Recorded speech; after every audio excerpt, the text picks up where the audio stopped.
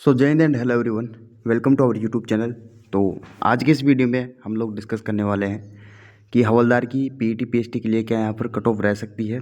और इससे पहले वाली वीडियो में हमने एक तो हवलदार की फाइनल कट ऑफ और जस्ट उससे पहले वाले में एमटीएस के लिए क्या फाइनल कट ऑफ रह सकती है। तो ये सब हमने एक फैक्ट टू फैक्ट यहाँ पर डिटेल्स पे हमने चर्चा की है और जो भी कट ऑफ बनी है वो मैंने यहाँ पर बताया है। और अगर आपने देखा भी होगा यूट्यूब पे कि जो काफ़ी एक ऑथेंटिक वे में अपना एनालिसिस देते हैं कट ऑफ वगैरह पे, तो भाई उन्होंने भी वही कट ऑफ बताई है जितना मैंने एनालिसिस किया है, जो मेरा डाटा निकल के आया सेम उनका भी वही है। तो काफ़ी हद तक चीज़ें यहाँ पे सेम रहेगी और जो आपका कट ऑफ आएगा फाइनल, तो उसमें भी आप देख लेना वेरिएशन काफ़ी कम रहेगा। बिल्कुल जो हमने एनालिसिस किया था कट ऑफ वही आपका यहाँ पर फाइनल रहने वाला है।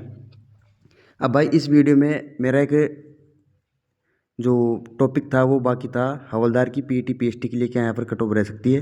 तो मैं एक तो हवलदार की कट ऑफ बताऊँगा और साथ के साथ जो रिज़ल्ट का वेट कर रहे हैं तो क्या यहाँ पर रिज़ल्ट की एक डेट है तो उसके बारे में हम चर्चा करेंगे।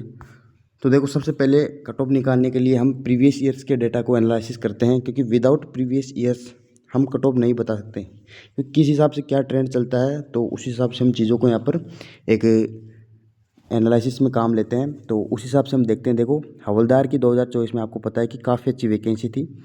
उस टाइम 3439 यहाँ पर वैकेंसी थी। इस बार थोड़ी कम है वैकेंसी, लगभग 1100-1200 के अप्रोक्स में यहाँ पर ये वैकेंसी है। अब देखो आप सभी को पता है कि हवलदार के जो फिजिकल होते हैं उसमें आपके 7 टाइम्स कैंडिडेट पिछली बार शॉर्टलिस्ट किए गए थे और इस बार भी 7 टाइम्स कैंडिडेट ही आपके शॉर्टलिस्ट किए जाएंगे। तो देखो मैंने यहाँ पर यूआर की vacancy, OBC, EWS, SC, ST ये टोटल सभी कैटेगरी की वैकेंसी लिख रखी है, प्लस साथ के साथ शॉर्ट लिस्टेड कैंडिडेट्स का भी यहाँ पर नंबर्स लिख रखा है कि कितने कैंडिडेट्स किस कैटेगरी में सेलेक्ट हुए हैं।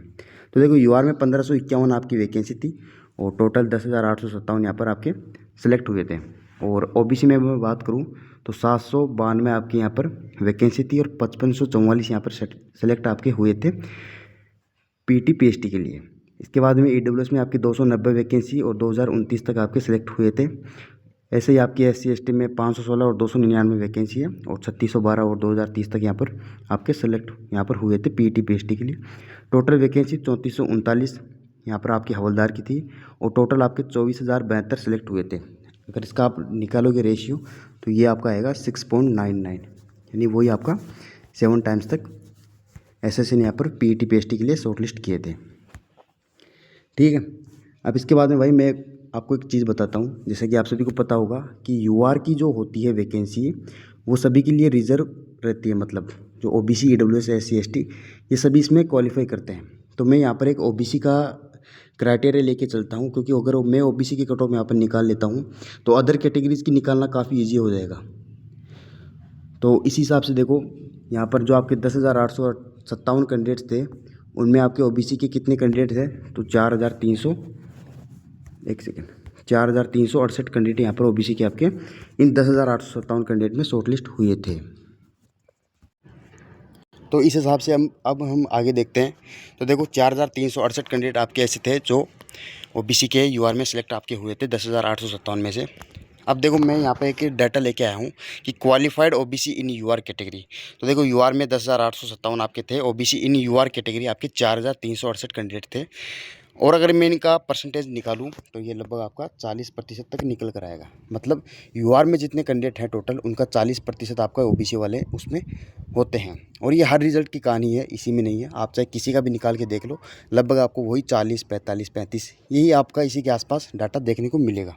इसके बाद में भाई देखो बात करते हैं अब टोटल ओबीसी कैंडिडेट कितने सेलेक्ट हुए। तो भाई 5544 तो खुद की कैटेगरी में, प्लस 4,368 आपके यूआर कैटेगरी में ओबीसी वाले सेलेक्ट हुए हैं। टोटल आपके 9,912 यहाँ पर ये हमारा डाटा निकल कर आता है।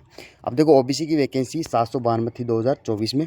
और अगर मैं इसका देखता हूँ कितने टाइम्स तक यहाँ पर वैकेंसी का ओबीसी के टोटल कैंडिडेट शॉर्टलिस्ट हुए हैं आपके यूआर में प्लस आपकी ओबीसी कैटेगरी में, तो ये आपका निकल कर आएगा 12.5 टाइम तक। मतलब 792 जो वैकेंसी है इसकी 12.5 गुना तक आपके यहाँ पर ओबीसी सेलेक्ट हुए हैं। तो भाई अब इसी डाटा को मैं आगे इंप्लीमेंट करता हूँ। अगर मैं 12.5 की जगह इसको 12 लेके चलता हूँ तो देखो इस बार आपकी क्या वैकेंसी है, देखो total A, total B, total सी। तो मैं आपको समझा देता हूँ। टोटल ए आपकी एमटीएस की 1825, टोटल बी आपकी एमटीएस की 1827 और टोटल सी है आपकी हवलदार की, जो कि आपकी 1827 की कैटेगरी रहती है। इसमें आपकी यूआर की 497 वैकेंसी है, ईडब्ल्यूएस आपकी 131 है, ओबीसी आपकी 272 है, एससी आपकी 138 है और एसटी आपकी 100 वैकेंसी है। इस हिसाब से मिला कि ये टोटल आपकी 1138 वैकेंसी यहाँ पर आपकी निकल कर आती है, जो कि ये आपकी किसकी, हवलदार की। और 7 गुना ये क्वालिफाई करेंगे तो लगभग ये हो जाएगा 7700 यानी 8000 के आसपास, यानी 8000 स्टूडेंट्स यहाँ पर 8000 8100। ये थोड़ा ऊपर नीचे हो सकता है क्योंकि सेम मार्क्स वाले कैंडिडेट्स को भी लेना होता है। तो लगभग 8000 स्टूडेंट्स आपके पीईटी पीएचटी के लिए जाएंगे और मतलब बुलाएंगे एसएससी उनको। और इस हिसाब से अब अगर अब हम आगे देखते हैं, और एक चीज़ आपको अगर मैं बताऊँ यहाँ पे तो देखना कि जो आपकी एमटीएस की 1825 प्लस 1827 की वैकेंसी है, समथिंग उसी के आसपास जितने कैंडिडेट्स इसमें हैं उतने ही आपके हवलदार की पीटी पीएचटी में जाएंगे।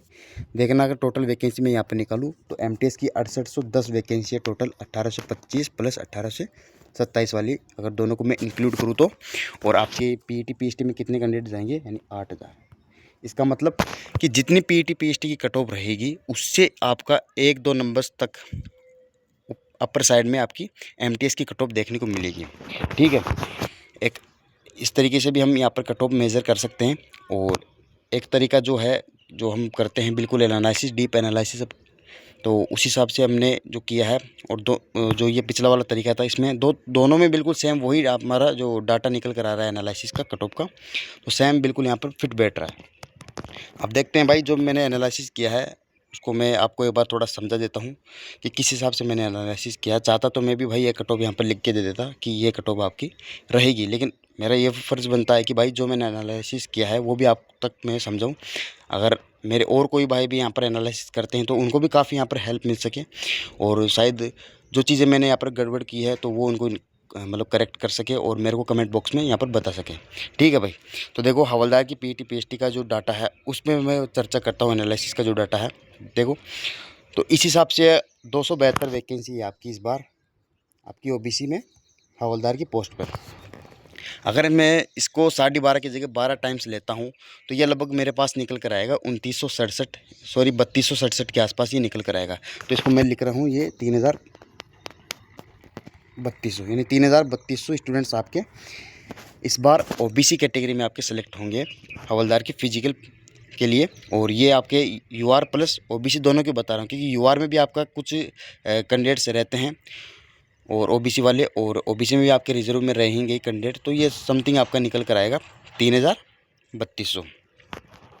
अब देखो आगे क्या है कि many students of high ranker did not opt हवलदार post in their preference and some of students not fill all हवलदार प्रेफरेंस। मतलब कि कुछ स्टूडेंट्स ऐसे हैं जिनकी हाई रैंक है, हाई मार्क्स है, उन्होंने हवलदार की पोस्ट को यहाँ पर ऑप्ट नहीं किया अपने प्रेफरेंस फॉर्म में। और कुछ स्टूडेंट्स ऐसे भी होते हैं जो केवल नॉर्थ साइड में या फिर अपने होम स्टेट या उसी के आसपास के स्टेट्स में वो हवलदार के लिए अपना प्रेफरेंस फॉर्म उसमें डालते हैं। तो ऐसे स्टूडेंट्स मैं लेके चल रहा हूँ कि 1000-1500 होंगे, हालांकि इतना होगा नहीं, लेकिन फिर भी मैं लेके चलता हूँ चलो 1000-1500 ऐसे स्टूडेंट्स होंगे ओबीसी कैटेगरी के।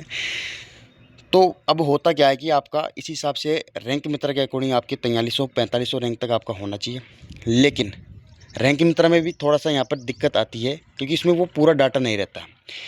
तो जितनी आपकी रैंक रहती है उससे थोड़ी अपर साइड में ही आपकी फाइनल रैंक रहती है। वो इस वजह से रहती है कि कुछ लोग यहाँ पर जो हाई मार्क्स वाले होते हैं वो अपना डाटा सबमिट नहीं करते हैं रैंक मित्रा पे। हालांकि मोस्ट ऑफ द स्टूडेंट्स जिनके हाई रैंक्स या हाई मार्क्स रहते हैं वो अपना डाटा सबमिट कर देते हैं, लेकिन फिर भी कुछ स्टूडेंट्स ऐसे बचते हैं जो नहीं कर पाते हैं।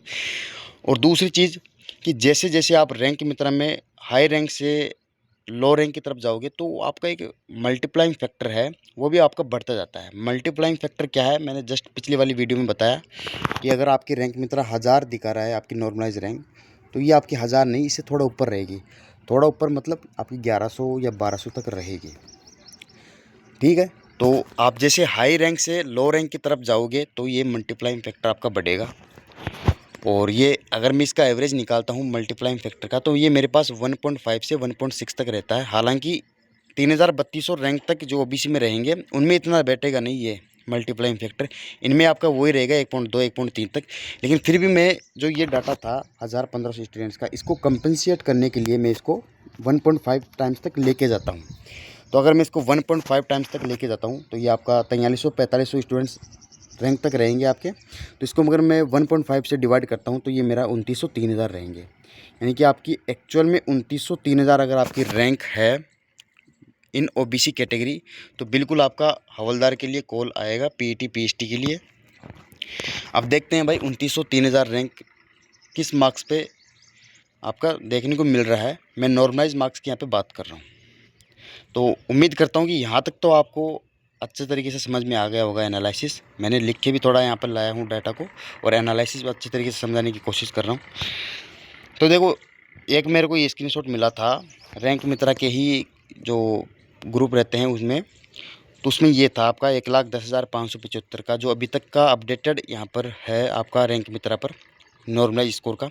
तो उसमें इसी स्टूडेंट के 106.5 मार्क्स थे, और इसकी ओबीसी कैटेगरी में, क्योंकि ये ओबीसी कैटेगरी का है, क्योंकि ओबीसी में ही आपके सबसे ज़्यादा स्टूडेंट है 50,826 ये डाटा दिखा रहा है ओबीसी का। इसमें इसकी 2546 रैंक है।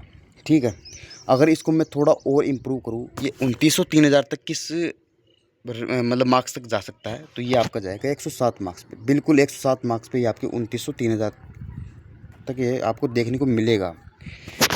ठीक है, 107 107.5 तक ये आपको देखने को मिलेगा। अब आगे चलता हूँ। देखो, तो यहाँ पर हमने ओबीसी का एक रेफरेंस लेके इन सारी चीज़ों को समझा।